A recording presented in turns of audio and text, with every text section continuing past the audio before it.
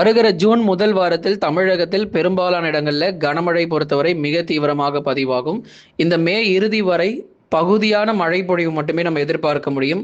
உள் மாவட்டங்கள், கடலோர மாவட்டங்கள், டெல்டா மற்றும் தென் மாவட்டங்கள் என பெரும்பாலான தமிழகத்தில் பகல் நேர வெப்பநிலை ரொம்பவே தீவிரமாக காணப்படும். அதே சமயங்களில் மாலை மற்றும் இரவு நேரங்களில் ஒரு சில மாவட்டங்கள் நள்ளிரவு நேரங்களில் கூட நமக்கு மழை வரலாம். ஏன்னா கடந்த 24 மணி நேரத்தில் சேலம், கரூர், நாமக்கல் உள்ளிட்ட இது போன்ற மாவட்டங்களில் பரவலாக நமக்கு மிதமானதிலிருந்து கனமழை வரைக்கும் பதிவானது. சில மாவட்டங்களில் நள்ளிரவில் கூட நமக்கு மழை வருவதற்கான சாதகமான சூழ்நிலை இருக்கும். அதனால் இந்த மே இறுதி வரைக்கும் பரவலாக பகுதியாக மட்டும் மிதமான மழையானது எதிர்பாருங்க. ஜூன் முதல் வாரத்தில் பெரும்பாலான மாவட்டங்களில் கனமழை படிப்படியாக அதிகரிக்க தொடங்கும். ஜூன் 5ஆம் தேதி வரை வெப்பநிலை குறைய வாய்ப்பில்லை. சற்று வெயிலுடைய தாக்கம் பகல் நேரங்களில் அதிகமாகவே காணப்படும்.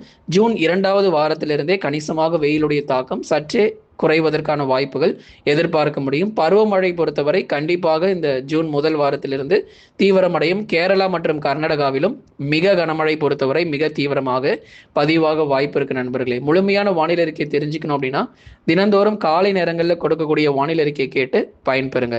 லைக் பண்ணுங்க, சப்ஸ்கிரைப் பண்ணி தொடர்ந்து சப்போர்ட் பண்ணுங்க.